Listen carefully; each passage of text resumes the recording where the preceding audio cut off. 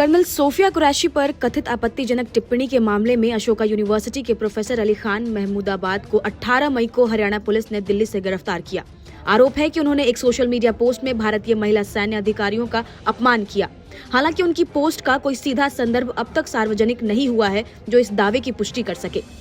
गिरफ्तारी के तुरंत बाद मामला सुप्रीम कोर्ट पहुंचा, जहां चीफ जस्टिस BR गवई और जस्टिस ऑगस्टिन जॉर्ज मसीह की पीठ ने वरिष्ठ अधिवक्ता कपिल सिब्बल की दलीलों पर विचार किया और याचिका को मंगलवार या बुधवार को सूचीबद्ध करने का आश्वासन दिया।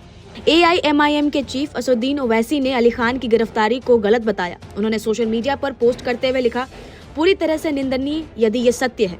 हरियाणा पुलिस ने कथित तौर पर उन्हें दिल्ली से गिरफ्तार किया, जो कानूनी प्रक्रिया का उल्लंघन है। ये किसी व्यक्ति को उसकी राय के कारण निशाना बनाना है। उसकी पोस्ट न तो देश विरोधी थी और न ही महिला विरोधी। महज एक BJP कार्यकर्ता की शिकायत पर हरियाणा पुलिस ने कार्रवाई कर दी। इसके अलावा वारंगल में कार्यक्रम के दौरान ओवैसी ने अली खान के समर्थन में उनका जिक्र किया कि एक मध्य प्रदेश के मिनिस्टर हैं, उन्होंने एक भारत की एक खातून ऑफिसर के खिलाफ अनाप शनाप बक दिए कि उनको हमने वहां पर भिजा दिया। और मध्य प्रदेश की BJP हुकूमत उस मिनिस्टर को गिरफ्तार क्यों नहीं करती? हाई कोर्ट ने FIR दर्ज किया, गिरफ्तार नहीं किए। और वही एक अली खान महमूदाबाद प्रोफेसर ने कुछ गलत बात नहीं की तो हरियाणा की पुलिस प्रोफेसर अली खान महमूदाबाद को गिरफ्तार कर ली। अरे तुम्हारा मिनिस्टर अनाप शनाप गंदी बात कर गया, भारत की एक खातून ऑफिसर के खिलाफ फौज में उसके बहादुरी से काम अंजाम दे रही, उसको नहीं हटाते, उसको गिरफ्तार नहीं करते, मगर गिरफ्तार आप अली खान महमूदाबाद को कर लेते। ये कौन सा इंसाफ है, आप बताइए। इसके बाद आपको बता दें कि कांग्रेस सांसद इमरान प्रतापगढ़ी ने एक्स पर लिखा, अशोका यूनिवर्सिटी के प्रोफेसर अली खान महमूदाबाद की गिरफ्तारी पूरी तरह से अलोकतांत्रिक है। क्या अब देश में निष्पक्ष विचार रखने वाले अकादमिक लोगों को इसी तरह प्रताड़ित किया जाएगा? संविधान पर इसी खतरे की बात बार बार राहुल गांधी जी अपने भाषणों में करते हैं। इस खतरे को समझकर आवाज उठाने की आवश्यकता है। हाईकोर्ट से लेकर सुप्रीम कोर्ट तक मध्य प्रदेश के मंत्री की फजीहत हो रही है और भाजपा अब भी उसका इस्तीफा लेने की हिम्मत नहीं जुटा पा रही है। भाजपा का नेता कोई कितना भी गलत करे, सेना तक का अपमान कर दे, लेकिन पूरी भाजपा उसके समर्थन में खड़ी मिलती है। यही है भाजपा की नैतिकता, यही है असली चरित्र। सपा प्रमुख अखिलेश यादव ने बिना नाम लिए ही तंज भरे अंदाज में लिखा, हुक्मरानों की बदजुबानी पर भी आजादी और किसी के सच बोलने पर गिरफ्तारी।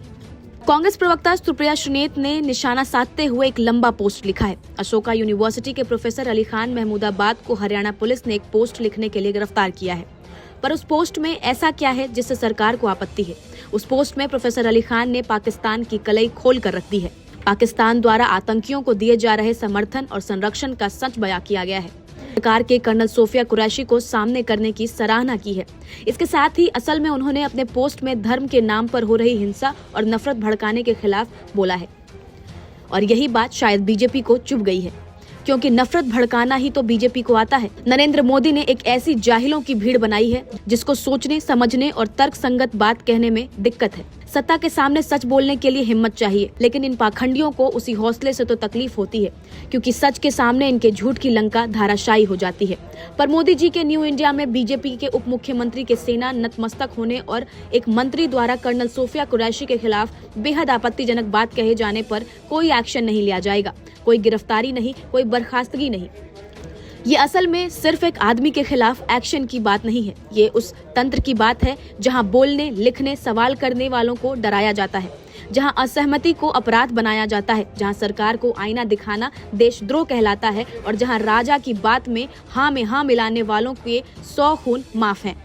और ये सब सरकारी तंत्र, निरंकुश पुलिस प्रशासन और कठपुतली बन चुकी एजेंसियों के माध्यम से किया जा रहा है। लेकिन कितने लेखकों, कितने बुद्धिजीवियों और कितने प्रोफेसरों को चुप कराइएगा? ये देश भी तो कुछ सवाल पूछ रहा है, जवाब देना पड़ेगा। और कब तक नाम और धर्म देखकर कार्रवाई की जाएगी? वास्तव में इस देश का प्रधानमंत्री कायर है। आपको बता दें, प्रोफेसर अली खान की गिरफ्तारी हरियाणा के बीजेपी युवा मोर्चा के महासचिव योगेश जेठारी के शिकायत पर हुई थी। इसके साथ ही हरियाणा राज्य की महिला आयोग की अध्यक्ष रेणु भाटिया की शिकायत पर भी उनके खिलाफ एक अलग प्राथमिकी दर्ज की गई थी। आयोग ने दावा किया था कि प्रोफेसर अली खान की टिप्पणियां भारतीय सेना की महिला अधिकारी कर्नल सोफिया कुरैशी और विंग कमांडर व्योमिका सिंह को अपमानित करने वाली थी। गिरफ्तारी के बाद भी महिला आयोग की अध्यक्ष का बयान आया है। फिर उनकी गिरफ्तारी क्यों हुई और ये जो पोस्ट है इसको कई जगह फ्रैगमेंटेड तौर से पेश किया जा रहा है, क्या आपत्तिजनक इसमें लगा? और आपने बताया कि सबसे पहले ये इंस्टा पे दिखाई दिया। नहीं, आप फ्रेगमेंटेड किसको कहते हैं और किसने किया ये फ्रेगमेंटेड, मैं पहले तो वो जानना चाहूंगी। दूसरा, जो उनकी इंस्टा स्टोरी पर उन्होंने अपडेट किया है उसका मायने निकाल कर आप देखें, क्या इंग्लिश में लिखे हुए का हिंदी में मायने बदलता है? क्या एक महिला का अपमान हिंदी में बोलने से अलग हो जाता है और इंग्लिश में बोलने से अलग हो जाता है? मेरे हरियाणा की उसमें दायरे में अगर कोई आएगा तो अगर उसने किसी बेटी का अपमान किया है, मैं एक्शन लूंगी।